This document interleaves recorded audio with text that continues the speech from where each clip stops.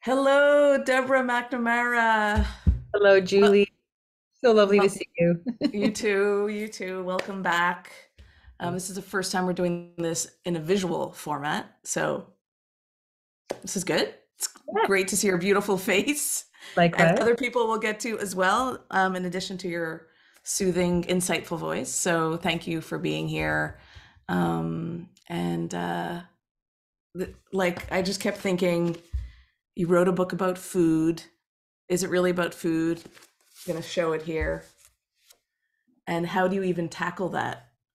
I Mm. mean, it felt very daunting to read, like not to read. Of course, reading it was so pleasurable. I got instantly attached. But I felt like, what's in here for me? Have I done something wrong in my parenting? Food can be so distressing and alarming, from my own personal experience with it to parenting around food and demands and needs to like, how do I make sense of it? And like, thank you for putting this all together and all the work that I have a sense of, but don't really know how much you've put into it over the years. But thank you Well, thank for yeah. for And distilling it. well, that was the hope anyway. And it started with my own challenges in feeding my daughter, who was more picky, and reading, realizing something had come apart. And at the same time, not wanting to write another book that gave prescriptions to eat family meals together, everything from scratch, like something that's more up to date for our realities as parents and what's really important and what is it that we really care about. And the forgotten piece, which is it's actually not a book about food as much as it is about relationship and how Mm-hmm. food is meant to be served in the context of relationship, but isn't anymore. And I think, this whole experience over the last 10 years of putting things together, writing on and off, doing research, is I just don't think we even realize how much they've come apart. Like Mm. that hasn't really even hit the consciousness to a huge degree that something came apart. Well, why are you writing this? Well, something came apart. What came Yeah. apart? And so that's part of the challenge is that we're really in a very broken place with our relationship with food. And it's not about the food. I was thinking as I was preparing, like, there's so much to pull from. Like, you gave us riddles, you gave us questions, so many stories. You're such a beautiful storyteller. I mean, the depth and generosity of your heart come through in all of like what you share. And you shared so much about yourself in this book. And I just felt like, where do we begin? I want to read, like, I have so many quotes and provocative statements that you've shared, and maybe you can just help us Yeah. decide where do we go? What would you like to Well, start with? I think it is whatever really moves you most. Yeah. I think what really moved me, there are many times that I cried during different parts of the book and reading or writing it, reading it, hearing people's stories that they shared with me, the Yeah. courage that people shared some beautiful stories with me. And so, but when I come back to it over and over again, there's always just a few things that just continue to move me, and that is just this beautiful invitation that taking care of someone through food represents. And that relationship always starts with an invitation, and Yeah. that sometimes we don't know how to give an invitation to somebody. We want to be close to them, but we don't know how to get close. It can feel awkward, it can feel too vulnerable, and yet we have at our doorstep this most beautiful an easy thing to do, which is to take care of someone through food. It doesn't have to be grand. It doesn't have to, we don't have to be the best cook in the world. In fact, love makes our cooking taste better, which is, I like yay, that one. which is wonderful to find out in the research. Yeah, you can be a really Let bad me cook. tell that to my kids. Actually, my sister, her husband, she was reading, proofreading some stuff, and she read some stuff to her husband about how food can have love in it. Mm. He started to say at the end of every dinner, I tasted the love in your food. And she said it just shifted everything. They were playing around a little bit. Yeah. This desire to be close to someone, this beautiful invitation we want to give. Sometimes the simplest thing that we do is, do you want to go for a coffee? Do you want tea? Do you want a snack? And it's just that sense of I want to be close and I want to care about you.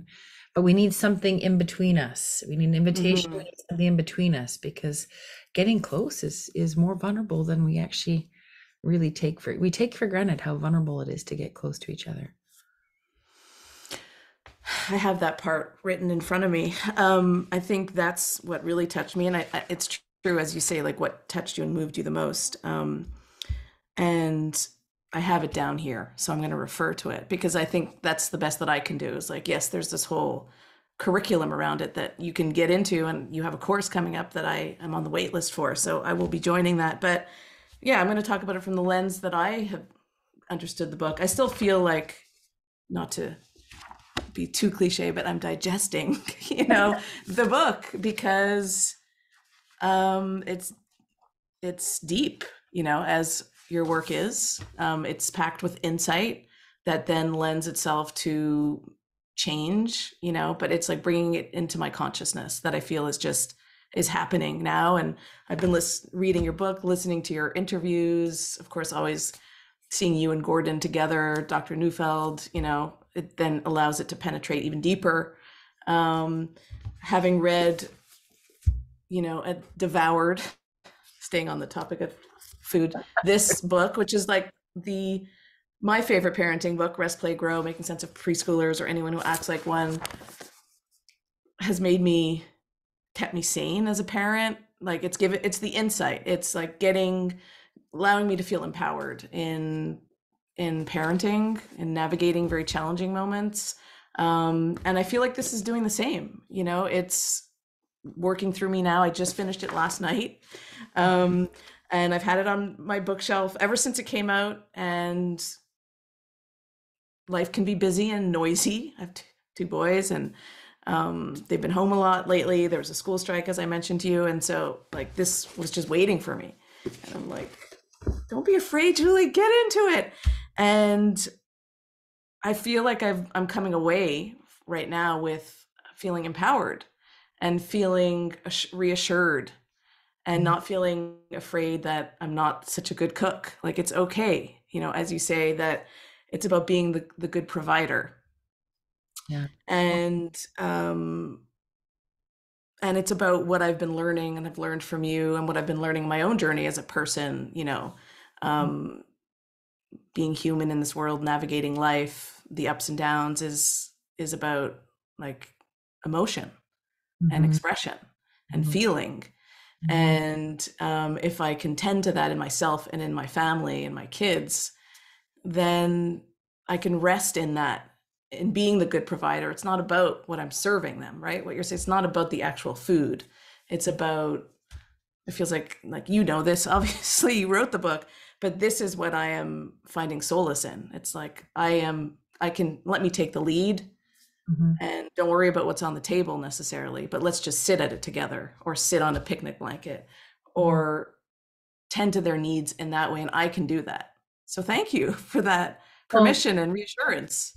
Yeah, well, and thank you for that. And thank you for being so honest too, that it does feel like a daunting topic. I think this is a much more daunting and moving topic when it comes to our emotions. And I don't know if you can elaborate that on or want to elaborate on that, but I have found that over and over again is that this material resonates at a very interesting place inside of us. Like I said, it moved me as I wrote it and brought tons of emotions to the surface, joyous, happy, conflicted, and just the beautiful insights and seeing and how Mother Nature wires us together and how food can be a gift and a celebration of our connection, but how far we've come from this sense of food being a sense of a gift and a connection. But could you put words to, I often ask people, like, could you put words to what that daunting sense inside of you was? And I'm delighted to hear that that you were reaffirmed. And yeah, it's just happening now. Like since the last, like even reading it, I felt like, hey, it's a puzzle and I'm figuring it out. I haven't gotten there yet. Wait, here's another piece and another one. I think it's coming together. Yes. Like a 30,000 piece puzzle. And I could see it now, and it also helped to hear you talking about it. I was looking through your Instagram feed and just, again, like as you would study a course, in a way, I felt like I was putting those pieces together. And even I heard it was the book launch video on YouTube with Tamara, Dr. Neufeld, and yourself, and you had shared a little story towards the end about how your daughter, who's at university, you would offer to the latte experience, like how you said, if you ever need me, let's have a coffee, or I can come have a coffee with you. I'm sure you can put it into words better than that, but Yeah, no, the that's the it. The invitation the here. invitation to meet, but the focal point was like the coffee or the lunch or the sushi, when really it was about, that's the camouflage, right? It's the need. I will be there to meet your need, and though we don't speak that or express that necessarily at a conscious level, that's really what it's about. And I really got that at another level just then, you know. Yeah. Well, Um, love is just, it's the best when you don't have to ask for it, because then you can rest in it. When you don't ask for what you need, yeah. then how can you rest in it if you're telling people how to take care of you? And the other is, it's just so invisible. And I think oftentimes attachment works best when it is invisible, when it's embedded in our acts of caretaking, because when we talk too much about attachment or focus too much on it, or, do you love me? I love you. Like, you know, Yeah. love, love is an emotion, but caretaking is its best and finest expression. And Mm, so there's no better place to do that than in taking care of someone, putting how you hmm put them to bed, how you help them with homework. It's those simple everyday tasks that we show up for consistently with some generosity. And if we can't, then we're generous with our nose and let them be upset and get back to taking care of them when we can. hmm But I think that's the secret, is that we weren't meant to focus so much on attachment directly. It was meant to be felt invisibly. It was meant to be felt as a gift. The more we focus on it, the more it goes to the head, the more we're worried about, is this a secure attachment?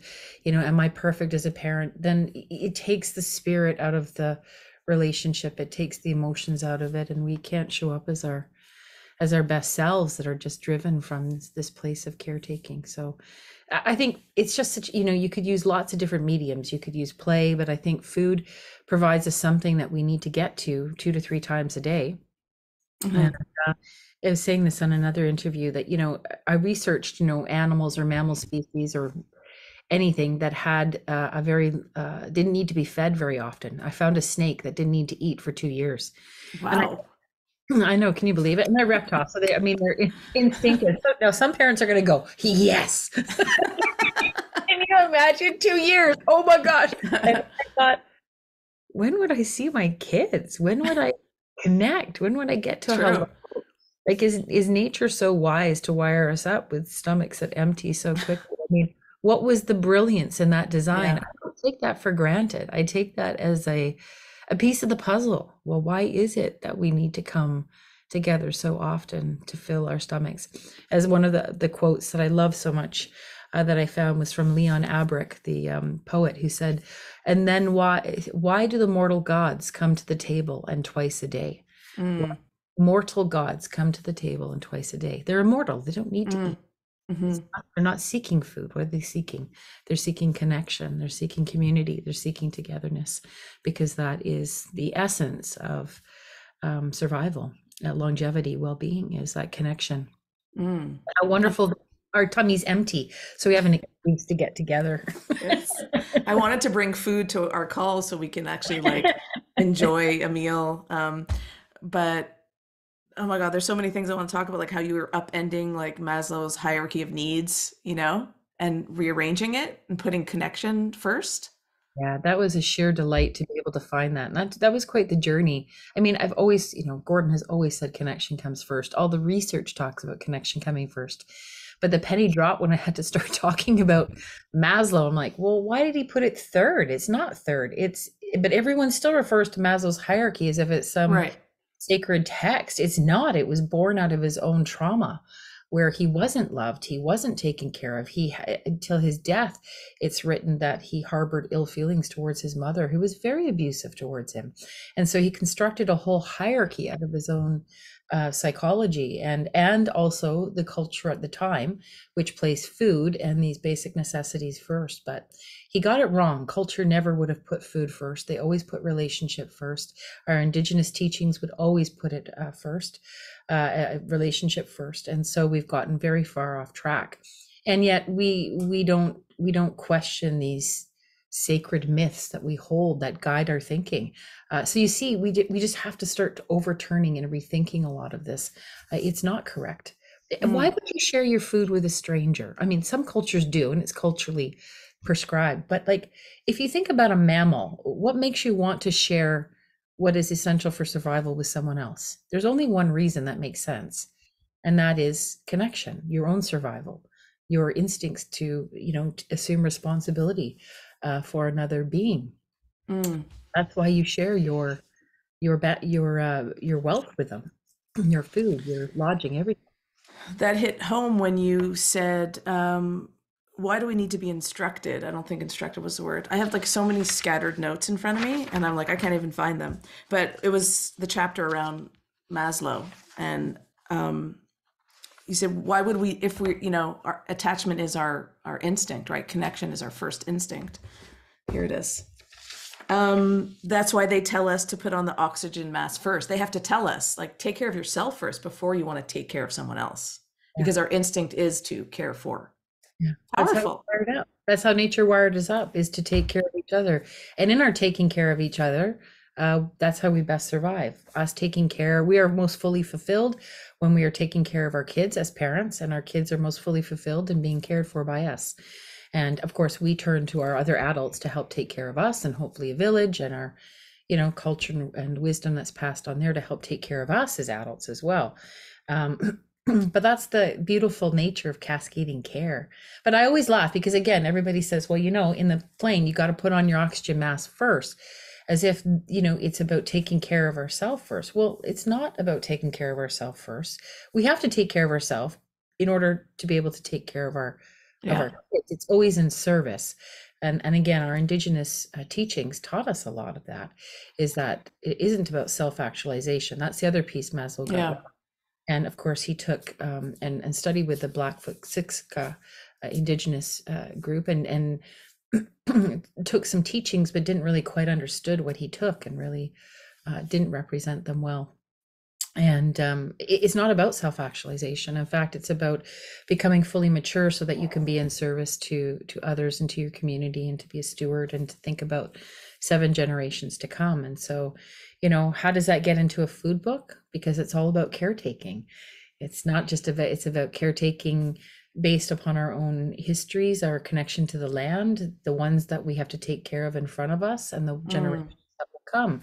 When you're truly in cascading care, it's like the environmentalist John Muir said, you pull on a thread and you find it's attached to everything in the universe. So you pull on the thread of food and you realize it's the whole thing, everything's connected to it. Land, place, history, people, culture, indigenous beliefs, ritual, and the food. Yeah, and the food and where it comes from. Yeah.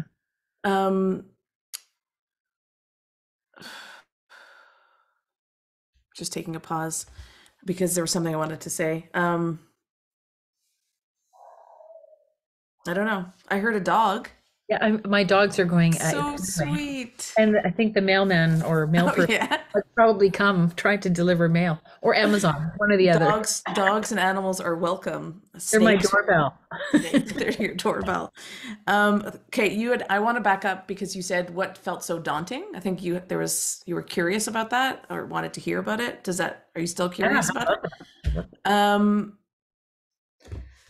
So I think what felt daunting is because it's like, I mean, I have a personal, we all have a history of a relationship with food, a current relationship, maybe a forecasted relationship. And so I've had my own relationship with food that's wrought with pleasure and distress, having been a gymnast, in my, growing up until I was like 15 or 16. Of course, that was an issue, food, and it became like a pretty, it was somewhat distressing. And then whatever was enacted in my early development that caused whatever experience with food, and now being a parent, and like food is like, it's everything in this household, from being a husband, from having a husband who's like an incredible cook, has a rich tradition of food and cooking in his Moroccan tradition, and food being like the focal point for everything, and having kids who really like food and really need food, always. And me myself feeling like I'm not like in the earlier, breastfeeding thankfully and gratefully went really well, and then emerging into the evolution into solid foods went well, and now the tastes are a little more fine-tuned. The palate has certain requirements, and can I meet those needs? So I think like anybody, there's some distress around it, some alarm, and then it did, call to question: am I providing? Am I being that parent that they need in the kitchen? And like, I don't want to be in the kitchen all the time. I have other things to do, and feeling like judging myself, So I know you've heard this story before from other people in different ways, but I think I was expecting to be confronted by like, I need to get it. I knew you wouldn't do that in the book. This wouldn't be like, you need to get in the kitchen and start preparing those meals from scratch. But there was that feeling of like, oh shit, maybe this is it, Julie. Like, maybe she's going to hit me with this eventually. Yes. Maybe it's in chapter 10, You got to the end. It wasn't there. Exactly. But you said we've become so focused on what food to serve that we have lost sight of how food was meant to serve the relationship. Yeah. Can I read the riddle that you shared? Because I love that you had a riddle in there. I love that you love the riddle. I'm a big Lord of the Rings and Hobbit. I love the riddles. Yeah. It's an Easter egg in the book. I love it. Nourished, which is the title of your book, is the answer to this riddle. What is invisible but critical for survival? What requires effort but cannot be earned? And what satiates our deepest hunger but cannot be eaten? Mm-hmm. Mm-hmm. There's so many, like, generosity. I feel like this book can also be called generosity somehow, like, not that you need a new title, but I think what stood out for me was, I think I highlighted here, like, as I was reviewing again, page 189 might have been like the most pivotal and important page for me. Mm-hmm. One of the most cited feelings by parents in my research was that of exhaustion and having to shop, plan, cook, and serve food, given work schedules and resources available. One mother said, I love my family, but it can be hard at the end of the day when I feel exhausted and cooking feels like a chore. And then you said this, exhaustion can rob us of our generosity, with several parents saying it was hard to reconcile working outside the home with responsibilities inside the home. Something very powerful about that. Exhaustion can rob us of our generosity. I think it really connected me to the fact that I feel your generosity in this book. I feel that you invite us to connect to generosity, and somehow in reading this, I was able to I feel like the consciousness shifted around exhaustion and the kitchen and cooking, and instead put the focus on being the provider and the generous provider and wanting to be, because that is always there, Yeah, exactly. And it's so you said it's not just our kids who need, and then you said this, this was also like, everything came together as well here, because it's like, yes, I'm exhausted, or I have been, or this has been like this is what stands between me and sometimes cooking, or making something that I know they will like, even though I might eat differently.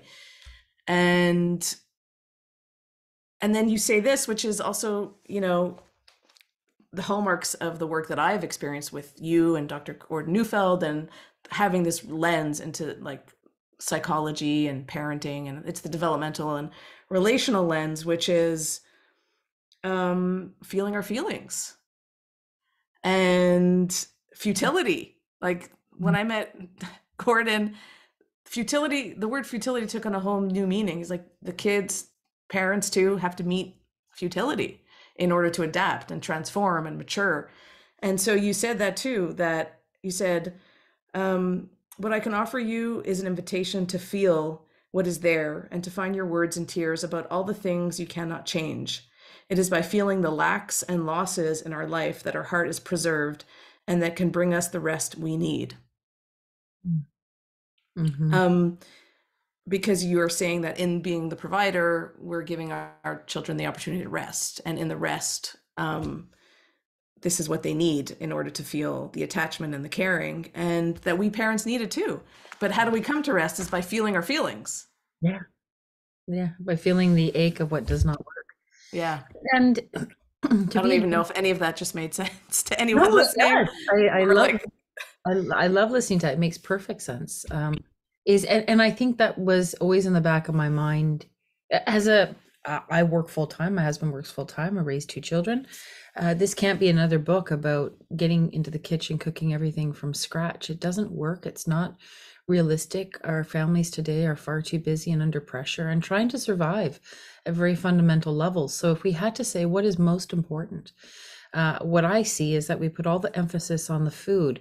There was one actually interesting study that I found after the book, which I wish had gone in. You're like, what? Yeah, I know. Which a wonderful researcher, Kay Toomey, Dr. Kay Toomey down in the United States, who founded SOS Feeding and works a lot with highly sensitive kids, kids on the autism spectrum around food issues, and very successfully in a program that focuses on play and relationship around food. And she alerted me to this study that said they interviewed 1,200 parents with kids between 2 and 10. 87% of the parents said they were really quite comfortable and felt knowledgeable about what food their children should eat. There wasn't a lot of equivocation or confusion about that. But over 70% of the parents said they weren't sure how to get them to eat or the food that they wanted them to eat. They weren't sure about the how part. Mm-hmm. And so this is what Nourish is about. It's about the how part. It's not about the food. There's people who know far more about food than I do. Don't come to me for information about that. That was my next question. No. Yeah, no. Yeah. I'll eat with you. I'll enjoy it, but like, yeah, the latest antioxidants. Yeah, try to keep up, but not really. But somebody has that information out there. But where parents are struggling is, how do I increase the receptivity in this child to this food that I have? There's a missing link here. And that was the link. That's where relationship and emotions have to come in. And we have to understand that. We've been serving and feeding our kids since time immemorial, but we've lost the context for it. And it's been robbed from us in many ways. We've let it go. We didn't see what went missing. And now we're struggling with, okay, well, it's like sleep training. It's like eating. It's the same kind of problem we're having, disciplining our kids. It's the same insight and wisdom that's been lost around these very fundamental acts of caretaking. Yeah, I mean, it's similarly to when I was reading Rest, Play, Grow and taking some courses through the Neufeld Institute, just connecting me back to what I already know, right? So with guidance and helpful tips, and insight, but also it just felt like wisdom that is somewhere in me, like this intuitive sense. And that's what your book, Nourished, is doing to me currently. My husband and I, we see things differently when it comes to food. And so again, it's just knowing and trusting what it means to be the parent and the provider. And I'm still just figuring it out as I read this and, as I parent and figure that one out too. But I think to answer your question there, to me, really at the end of the day, it distilled right down into dependence. This is an act of dependence. It's an invitation for dependence. And so to detach food from a table, to detach food from a particular prescription, which is what I hope people hear, is there's no singular prescription for how you invite someone to depend upon you with food. Like I had my nephew over who just left, and he was here where I live for a ski trip. And he's here by himself without his family, and I was going to drive him to the airport, but I fed him first. So it's 11 o'clock in the morning, because that's what time 17, 18-year-olds get up. And So he's all ready, and I'm like, okay, you ready for some food? Yeah, okay. And I had kind of feeled him out the day before, and his favorite is waffles, and we'd gone to the market. I got some waffles and bacon and raspberries, and I made like sort of his favorite meal by sleuthing around a little bit. And I made it Nice. for him, right? As a goodbye. And then I thought, well, I can't. I'm not going to sit there. And he says, oh, have you eaten? I'm like, yeah, I ate like yesterday. Yeah. I already ate. Like it's almost lunchtime. But then, like, I thought, I'm not gonna just serve him food and he's gonna sit there. So I made a cup of tea and I sat down with him and he ate his waffles and I had a cup of tea and I had a lovely conversation with him as he ate his big stack of Hmm. food. I thought it doesn't have to be that's all I'm talking about. It's an invitation Yeah. to send. Let me take care of you. I want to take care of you in a way that is personal, that's exclusive and generous, and made the time to do it. Did I have all the time to do it? Actually, no. I had to, figure out how to do some other things, but I did try to make the time because I could. And then just sat down with a cup of tea, which is the simplest thing to do. And you think about an 18-year-old, like how many things would divide us, right? Mm-hmm. Don't listen to the same music. I certainly don't move as fast as he does, especially on skis. Like we are in so many ways so different, and Yeah. yet there's this simple thing that connects us, and you can find your way to get to somebody and to convey that invitation. Depend on me. I'll take care of you. And so that's all it's really talking about. It doesn't have to look a certain way. It doesn't have to be a family meal that's a performance. Those things feel awful where you have to show up and everybody's got to perform a certain way or Mm. everybody's got to connect. And that's just horrible pressure. It could be a cup of tea with a single parent and a bowl of cereal. It could be leaving a note on the counter saying your dinner's in the fridge. I'll see you later. I've got my shift tonight, but help yourself. I've made you a plate of food. Just heat it up, honey. Thinking of you, Mm. check in with you later. That's an act of dependence. Now you're not there, but you thought of them. You put their food on their plate and you said, "I'll see you later," and you're connecting. I will take care of you. And so Mm. this is the main message: is how do we use food as a medium for connection? It can Mm-hmm. happen in many different ways. There's no one prescription. But I think what we hear today as parents is, "Oh my gosh, I got to get in the kitchen. Everything's got to be," and Mm-hmm. like, oh, not one more thing. And the other thing is that, as I have been reminded many times as a parent, is how we let the very urgent things erode what is sacred and important for our survival. And that's just unfortunately part of modern day life, is that these urgent things, other people's demands, or things that we place as with greater urgency, that we don't hold on to the very things that root us and cement us and keep us emotionally healthy and well, which is just showing up to be with each other often. The showing up piece and the impact of caretaking as well, and what that means, like the dignity, the honor, for the one being taken care of, but for the caretaker, as well, comes through strongly. And also this, again, I come back to generosity because it feels like it comes from this place of heart, um, and softening the heart. I that phrase that I borrow from you and Dr. Neufeld is, if I can soften my own heart, and then in turn the work that's required to be able to soften my children's hearts, Mhm. um, and finding my way with all of that, because it's not about the food. Again, I'm not making sense, but there's something very powerful in that I'm always reminded of that, because food can be a struggle, in terms of meeting demands, needs, or things. Everything becomes about the food when really it's not about the food, right? Like it's about everything else. And so how do I remember? Soften the heart. Let's Yeah. soften the heart. What are the defenses? How do I soften the defenses? How do I be the parent, be in the lead so that they can rest, And there are many times when it's been about the food, Yeah. but it's really not about the food. And I really have to work hard at remembering that in the moment, because Yeah. I can get lost. I need to get the General Tao chicken. If I don't get it, we're gonna die, Well, that is pretty good chicken. I mean, I have to Yeah, no, I know. That's why. Well, maybe chicken, they have a point. Maybe chicken it is about emergency. the yeah. Um. But you're So right. It all comes back to the provision. It all comes back to the generosity. It all comes back into finding our place, you know, what that means for us with the resources and the time and the skill that we have available. And you know, for some people it's takeout food a couple times a week. Some people it's not. Sometimes it's you know, getting a chicken that's already cooked in the store and putting it on a plate, throwing some vegetables at it and calling it a day. Sometimes it's Right. elaborate. Sometimes it's a feast. It doesn't have to look a particular way. It's just, you know, and to understand that without rest, how can we be fully nourished? So how does the body actually fully um, absorb nutrition? Also the heart, how is it taken care of? And at the end of the day, bringing all our emotions into place and delivering them to whoever they need to be delivered to. How do we gather ourselves, Mm. our days at school, at work, and just feel settled and have things metabolize? It's not just food we're digesting our day, our experiences, the separation, the emotions.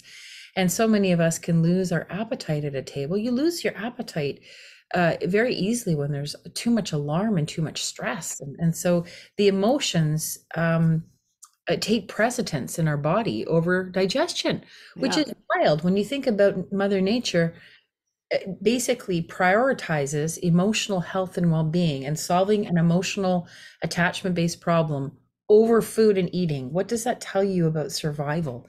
It tells you that this must come first. It was really wild, actually. There was lots of stuff I didn't put in the book, but I there's bet. this whole research around the enteric nervous system, which we have a whole nervous system that is separate from the autonomic nervous system that governs the functioning of the gut. And so essentially what it appears to be is that the gut could probably just go it alone and function while the rest of our nervous system is trying to figure out emotional problems. If stress is prolonged, there is this huge disconnect from mind and body. Like, it was so wild to say, oh my goodness, all of this ancient wisdom, it's right here in the Mm. text, it's right here in the science now, how we are disconnected when our emotions and our relationships are at odds with each other. We do not do well physically when the body says no. All of Gabor Mate's work as well. There's all the science here to suggest. So what does it all come down to? It all has to come Emotions. together. It has to Yeah, come it together. has to come It together. has to come together. Yeah. And emotions and the state of our emotions comes Yeah. first, right? And I love how you refer to or talk about that we have skin cells in our Yes. gut. The And that whole it's like, intestinal system is made of skin cells, 1,000 times more responsive than your skin on the outside. The way that the gastrointestinal system is developed is it's evagination, it's called, and the skin cells turn inward and form the gastrointestinal tract because they're picking up. It's kind of like we have this hollow tube all through our body, which is then responsible for picking up and absorbing in what we ingest, and it has to filter through what that is and what gets filtered through and what it can do. It's an incredible system. I told my kids I might come back in my next life as a gastroenterologist, and they said, "What is that?" And I said, "It's fascinating." But most gastroenterologists now, they would say that gastro problems, that they do look to emotional problems now. There isn't someone who practices in the field who doesn't say, okay, well, what's the emotional health and well-being? Because they're so tied together yeah, and so unconscious. So it's like, it was really beautiful to see how the science of the, mind, body, spirit, how it came together. Because I'm a developmentalist, I'm a scientist. And so yes. I had to go in these places because that's where the research led me. I love that chapter. And how you described it as it's, when we're eating and sometimes we reach for food for comfort. I might do that. I think That it's like it's like giving myself an internal hug. yeah, yeah, yeah. It stimulates. No wonder it's self-soothing, right? Yeah. Because it stimulates from your mouth having an opioid when you start in your saliva. When it starts to produce saliva, you need anticipation. You've already got an opioid starting in your mouth, which is why a lot of kids will suck or chew gum or do whatever in order to relieve anxiety. And then, of course, emotional eating, how it would pressurize and release oxytocin, vasopressin, and all these good feel good chemicals. Because otherwise, why would we take anything into our body? It's kind of alarming to ingest Mm. something. It's really becoming part of you. And so we're rewarded with these feel good chemicals. That's not the problem. The problem is when the feel good chemicals exist on their own and it becomes a form of self soothing. We want those feel good chemicals to be attached to the connection, to the people Right. that we're around, because that keeps us in relationship. If we get lost and we're in relationship just to ourselves, it's the story of it's narcissism. It's the story of the ancient Greek story of Narcissus and how he lost himself in his gaze in the water. We're not meant to be taking care of ourselves. It's not meant to be self-soothing. But food, it was very powerful for me when I distilled it, and I could see that food cannot serve two masters. Mm. Food will serve togetherness, or food will serve emotional distress. So if we don't keep it in the realm of togetherness, it goes right into soothing the lack of togetherness. And it's a Mm-hmm. brilliant design because it helps with survival in the short term, but long term, it's not great. So food can't serve two masters. We got to make sure it's served in the context of connection so that it stays in its intended place and can nourish us more fully, and is correlated with all sorts of studies on longevity, like all the Mm-hmm. studies on longevity, Yeah.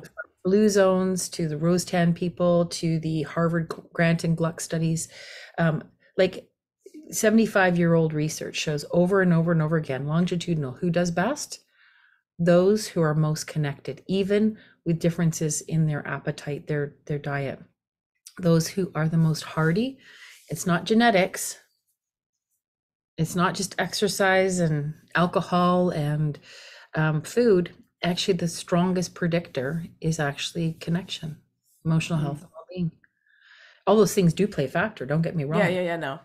but it's very powerful. And yet, so we look back and we say, well, what are we doing? We're so focused on nutritionism. We're so focused on, you know, prescriptions on how it should all look. No, it's not about that. It's not about that. It's just how we show up around the food and use it as an act of caretaking when we can. There was a moment in the book where you're talking about a very meaningful presentation you made, I think at the Squamish Nation, um, and how, Jackie. yeah, with Jackie, and how you were getting ready to join them at the meal, and you said you were already feeling full. Yeah.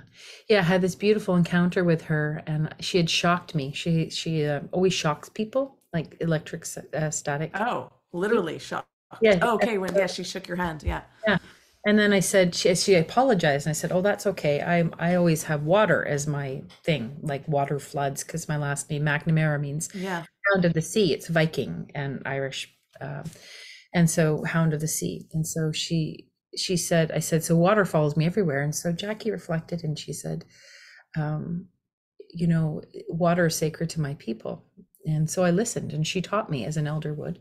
She taught me about the sacred act of water and what it means and her rituals around water, which I took as a wonderful blessing and took them with me. But after I gave my presentation and she led us from the transition from the presentation into the lunch, everyone just paid attention to her because she laid out the ritual, the structure, the protocol. We said blessings, had drums, but she said, she wanted to sing a song to bless the food, and she picked a water song to honor the guest.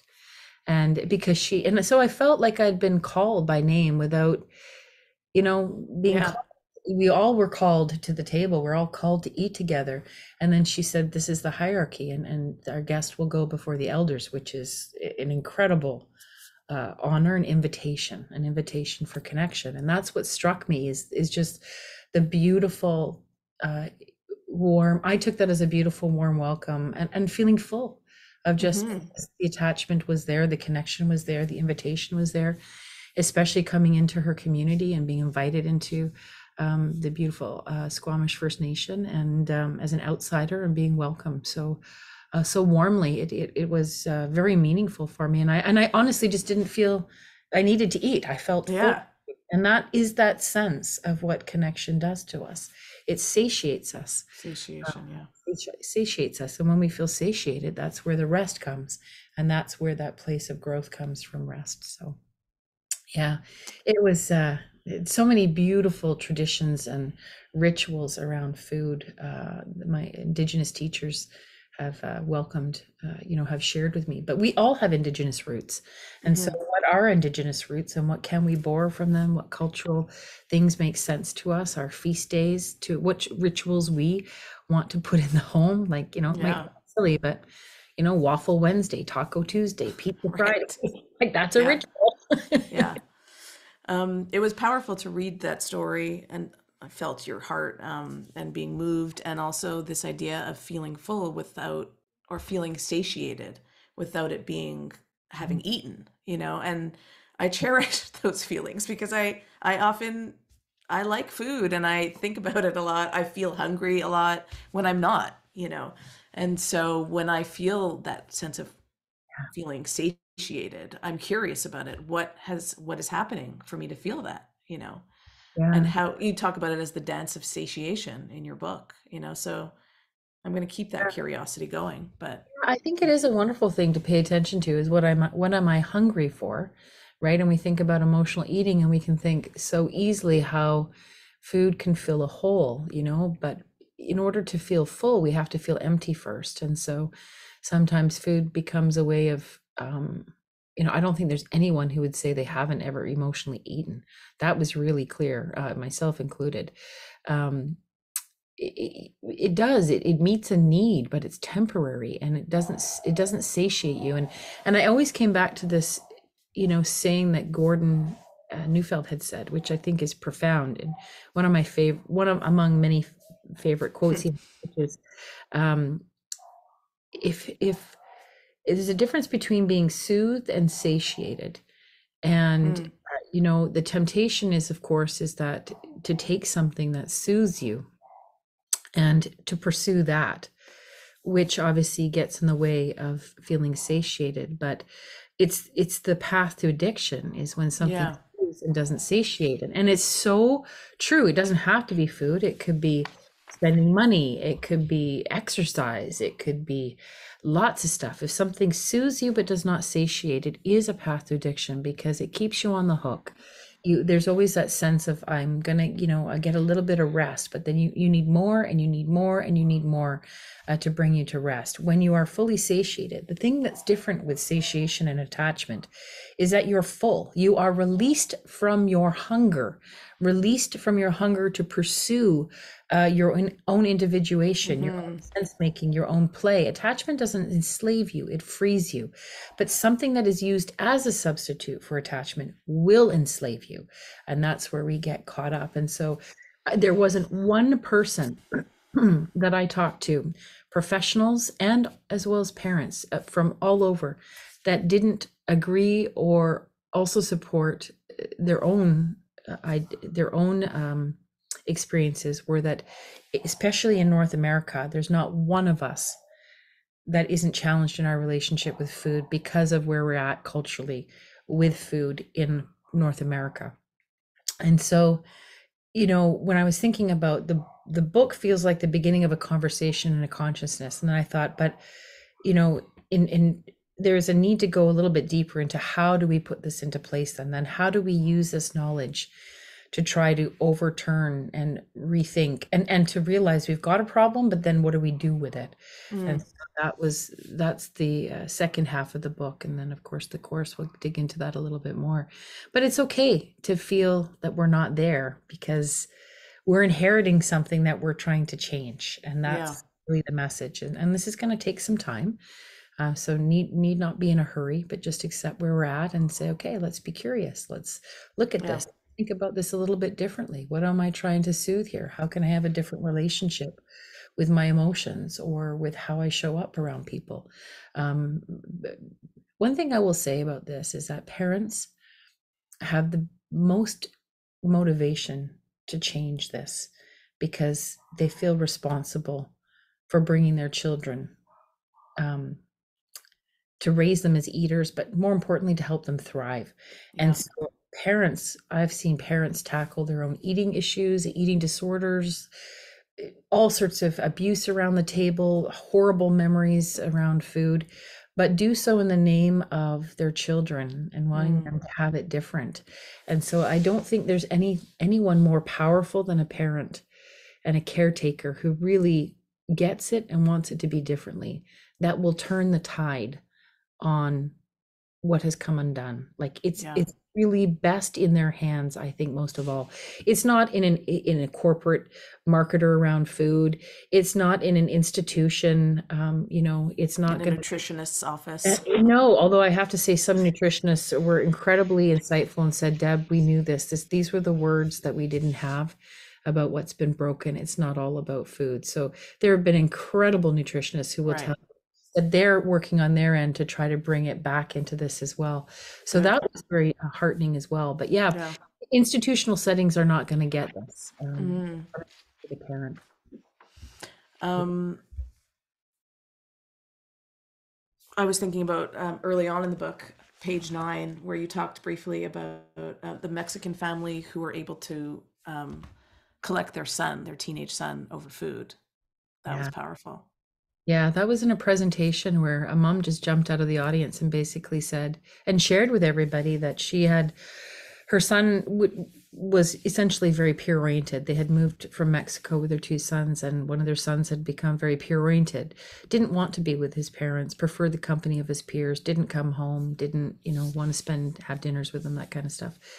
And she said she didn't know what to do. She kind of felt lost in her way with her husband and was very in great distress in losing her son and worried about the people who was hanging around. So she proclaimed to her husband, as if this was the only thing I knew how to do, knew who I was to this child. And she said, I'm going to cook every Mexican dish I know.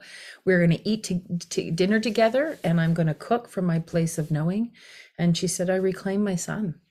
And for you, but you could feel it when she spoke, is that I Mm. knew I had to come from this place inside of me to reclaim my son. And she went right into her knowledge of her food and her culture, and Wow. and wooed him back home again this way. Not by saying put the videos down, and put your screens down, and your friends aren't good for you, and not all those direct things that we would do, but called him back home to her. This is your home. I am your home. I am your Wow. caretaker. And just kept showing up repeatedly until it obviously his brain got the message, the defenses came down, and he truly did come home to her. And so I thought it was such a beautiful story and such incredible intuition and Yeah. confidence in this mother that she must be the answer this way. So yeah. That pulled me in. Like page 9, right away, I'm like, it's in here, the answer that I need. Um, there's so many things that I keep, like, I have, like, I'm just going to show you quickly. I have, like, it's like, who could read this? I It looks like don't when I know was what I wrote writing. here. It's like, I like wanted to say this and that, and can't make sense of it. The only thing that I was able to make sense of is exhaustion can rob us of our generosity. I guess that's the message for today. Eating is emotionally provocative, no truer words. Um, and I had that quote about what you referred to, that Gordon shared about addiction and food, and I can't find it. Anyways, it's all in your book, obviously. He did say this in your foreword, which was beautiful, that in addition to referring to it as a foundational book and a seminal work in a number of ways, after reading this groundbreaking work, it will be impossible for you to ever view food as just food again. Mhm. Is that true for you? Yes, so true. Mhm. And I was wondering two things. One, like, will there now be like MacNamara's hierarchy of needs? Like, when's that happening? And like, what about the Canada Food Guide? I've been shown that many times as like a teen, and then also have been shown it by like pediatricians, and it's been on my fridge for like a week until like somebody ripped it down. But like, what is there room for you on that thing? Like with your insight? Well, that's very that would be very big of me to try to assume that. Like I said, don't come to me for food advice. There's wonderful knowledge out there about food, and I'm glad someone's taking care of that because we don't No, I know. grow and live and eat off our land, although we have those more and more of those options if you can these days. What I would say is about food nutrition is, again, this is the idea that we have to have food pyramids and we're teaching our children so directly around food, is we're basically outsourcing ourselves and giving up our role as provider when we're doing this. Where are children going to learn about things that are most vulnerable to them? I mean, yes, there's some information out there for sure, but we can't be displaced as caretakers. So they're learning the most and most likely to be influenced by through relationship. Out of all the research that I did on nutrition programs, their efficacy, how to change children's eating, I did a whole bunch of research in there. It was pretty dismal and hopeless. Not a lot changes it through the direct cognitive teaching approach.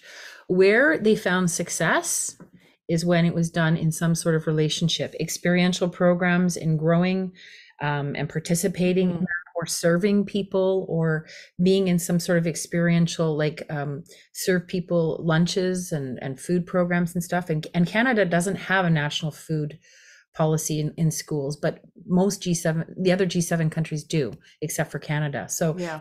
any different models of how people prepare and serve food. Lots of schools have garden programs to little chef programs in school. Those are the most successful because they're done in relationship. You're either taking care of somebody or someone's directing you how to take care of somebody. And so those are successful in changing our eating habits, but it has to be done relationally. So I would essentially not represent food charts and stuff with kids. I would represent an adult who has that knowledge and who, from that place of relationship, can share that knowledge with kids, right? My daughter says to me, I'd like to get a pop with lunch. I'm like, okay. She says, why don't you get one? And I said, because I don't want to eat 10 teaspoons of sugar in a drink. She's like, wow, that's how much is in there. I'm like, yeah, actually, honey, there is. She goes, well, I don't think I want that now. Okay. I mean, she's 18, right? So Yeah. your choices. And I said, I'll just have some water. But, like she's got to take up a relationship with that. But who's more likely going to influence her? Some billboard that she doesn't know, who she'll feel coerced by, or a mother who says, no, this is how this is not, oh, okay, well, that doesn't feel like me anymore either. And so this is how we naturally learn our values, all of the things that are most vulnerable. We're not meant to learn from strangers. And somehow we think we're going to take something as vulnerable as food that is embedded in culture and history and land and people. Our Indigenous people, like they want their, people would tell me in the interviews, I want my bannock, I want my salmon roe, I want, I want from my land, my people, my history. And it actually shows that when you eat according to your own Indigenous, like cultural roots, that actually the rates of heart disease, diabetes, all sorts of stuff actually go down, not because you're actually eating in connection and in relationship. And so it's that soothing satiation thing, I think, that comes back again. So I would do nutrition education very differently. I would do it through a caretaker who a child is attached to, who leads in some sort of experiential way. That's what the research shows. That's what the experience is out there. So I would get rid of that. But if you need a food chart to help you, then fair enough. But shield that from our kids, right? I mean, definitely the mukbangs, if I'm pronouncing that right, on TikTok. I don't know Like what that is. it's it's the fascination, or making like food as entertainment. And so these influencers, I think there's tradition around it. I think I'm not experienced in terms of like the origins, but I believe it's from South Korea. And Okay. so it's eating on camera in a Oh, pleasurable way. And then, I mean, my kids are like, look at this, mom, look at this. And they're showing, it's all about food, like food in the TikToks. I mean, that's a whole other conversation, but it's the competing forces. yeah. And then remaining that, yeah, that's the competitive Well, nature of, the thing is that information is always going to exist out there. yeah, It existed before, what one family ate versus what your family ate. That existed way before TikTok. yeah, Now it's just blown up and yes, exponential.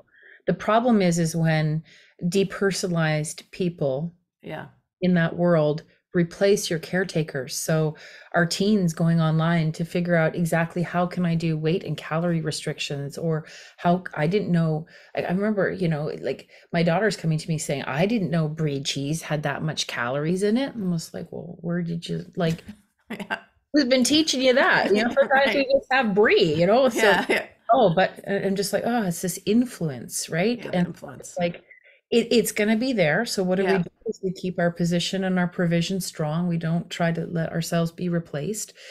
Just keep focusing on what you have to offer, and your connection, and holding on to them. And because the competition to take the lead and to inform our kids and people from a place of unhealth themselves.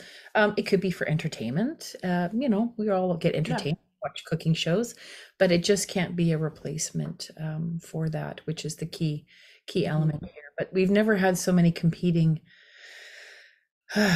things for our kids' attention that we could Yeah. displace us. And so we have to be a bit thoughtful, quite Yeah. thoughtful. Yeah. Of course, I could talk to you for hours, and I know we're winding this down. This book is not about quick fixes, as you say. It's not about it's about like understanding or having insight into having picky eaters, but it's so much more that I'm still unraveling, and Mhm. um, so much wisdom in here and in you and all the work that you've done, like from your home and then traveling for it. I enjoyed the story in Italy. Such great storytelling, funny, just you're such a good human that I feel so grateful to know, have met in person, and look forward to your course and would love to. I mean, I feel like there's more here. I think if you were to come back and we can continue this conversation at some point, I will be more organized with my note taking. Um, and other than that, just want to say thank you. Oh, here it is. I found it. That on page 162, I have the page said by Dr. Neufeld. There's nothing as addictive as something that almost works. Yes, exactly. Yeah. So when food almost works to satiate you, but it doesn't, that Yeah. becomes the addictive force. Yeah. Well, So, yeah, sorry. go ahead. I No, just wanted to give you the opportunity to say, like, where do you want to draw people's attention? Of oh, course, I'd love to know where you are and what's next, but yeah, whatever you want to say right now. I was just going to say I've enjoyed your digestion of the My book. disorganization? No, I think it's digestion. I don't think it's, Yeah, clean and pretty and wrapped up with a bow. And I think right. that's at the end of the day, I think if people feel provoked, actually, people often said this book is provocative, but in Mm, a gentle way. yeah. That's it. That to me means that what I hoped to deliver as a message that something has come undone is because there's that sense of like, okay, what just happened here? And Gordon said that to me as well. It's this gentle turning, but provocative, but Hmm. and so to me, you've displayed that. Okay, I'm here and here, and I'm trying to put this together, and so I've appreciated that because I think that's what the book was really meant to do, and it's also settled in me over time. I think the key thing is that number one, we've got to realize something sacred got broken that we Hmm. have to reclaim, and so it's okay. We don't need to be in a huge hurry, but how do we figure this Hmm. out and give ourselves some grace and some permission to try to think about this, and that it doesn't require extra skills or talents or even time. I think we actually probably have the time we need to be able to put this into motion.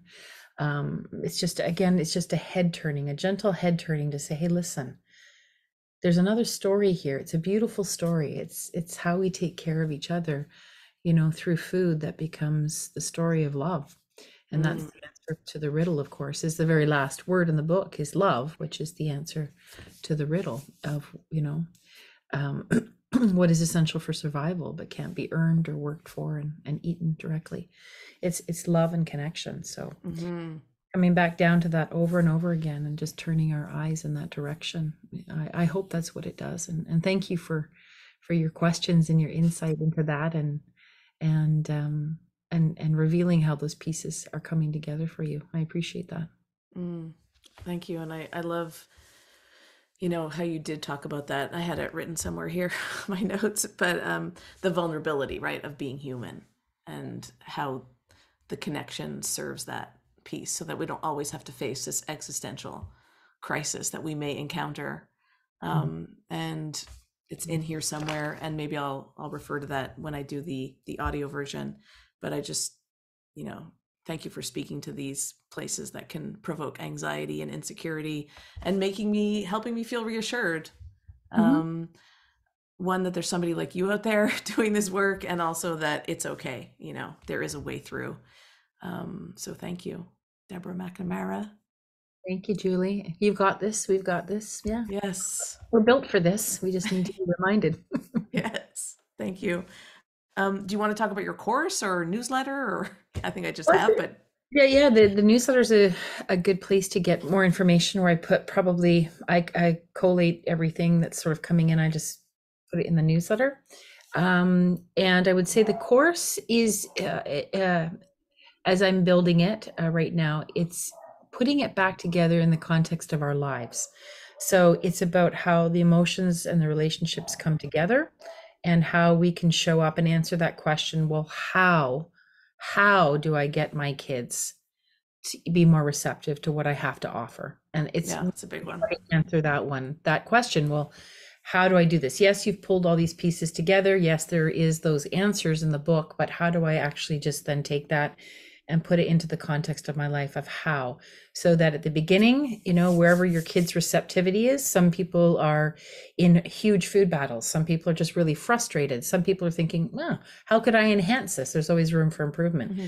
But at the end of it, how could your loved ones be more receptive, eat whatever it is that more nutritious food or whatever it is, have more peace around the table, but how do we increase that receptivity so that we're putting food and relationships back together and then giving so that food is restored to being a gift Yeah. and our relationship and our connection is seen as a gift.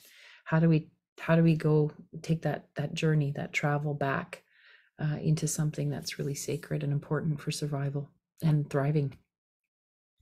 I So can't that's where wait I'm to be at. there. And then working with spoiler is working with Gordon on the issue of lullabies.